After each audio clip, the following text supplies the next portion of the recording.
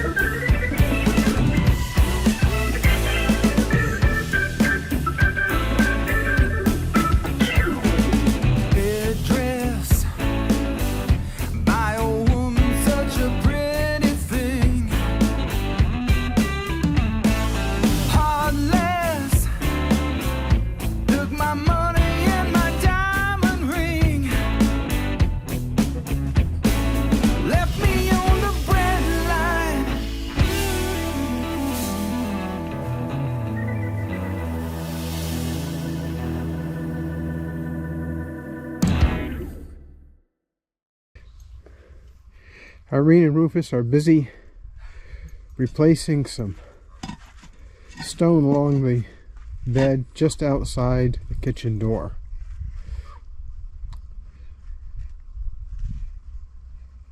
Gophers got into the ground and chewed a lot of stuff up, so now she's putting a bigger barrier down on the sides so that hopefully they won't be able to get back in.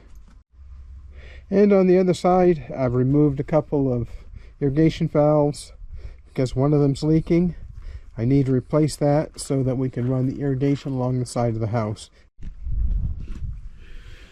I pulled those two valves out yesterday. It was a bit of a chore because the hole that they were in was just big enough to put 1 foot on the left hand side and 1 foot on the right hand side, and that's one of the reasons why when I was getting in and out of that hole it was a bit of a chore.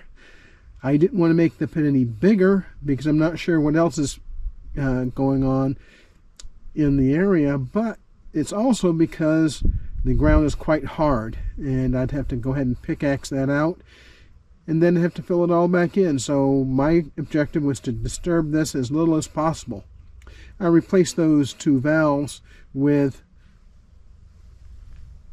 just a connection between the two pipes.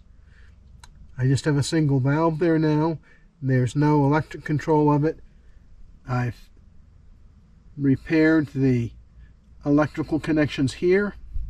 That's to control the individual programmable valves in the irrigation. I didn't get quite a lot done yesterday, and today It's a lot of work digging out to put these blocks back in. She decided to go ahead and do that because we had pocket gophers get in here last year and tear the place up.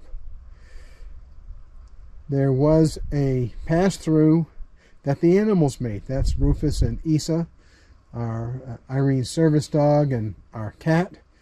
And it was tearing up the annual plants that she put in here, so she decided to do away with that pass-through and give up on that and let the animals have their way with it.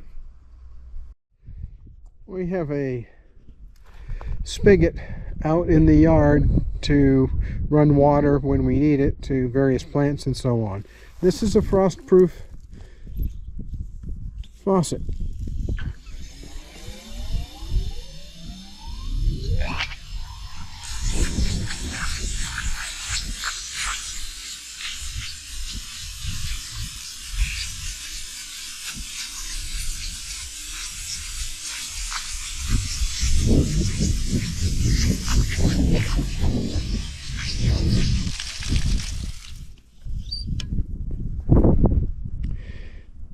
I now have full water to all the irrigation in the entire yard. That means we can irrigate the asparagus bed, the blackberry and raspberries over there,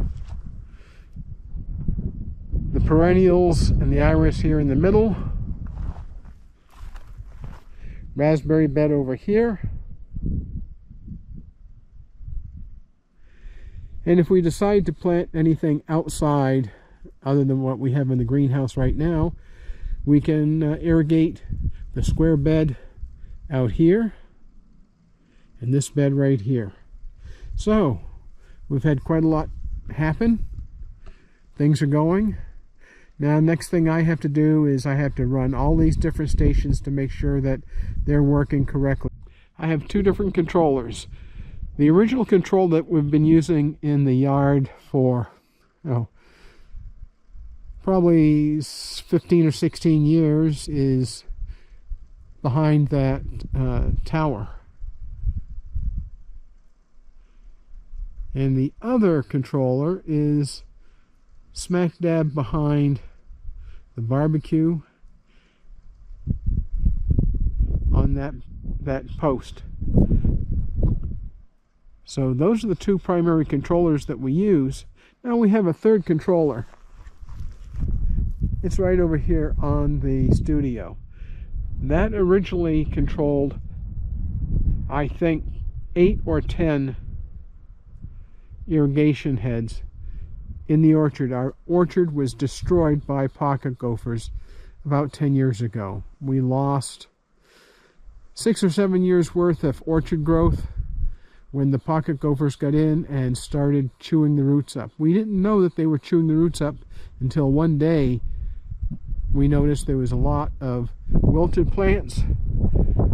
Went out and checked them and tried to pick them up or move the trunks around a bit, and it looked like a pencil was sharpened.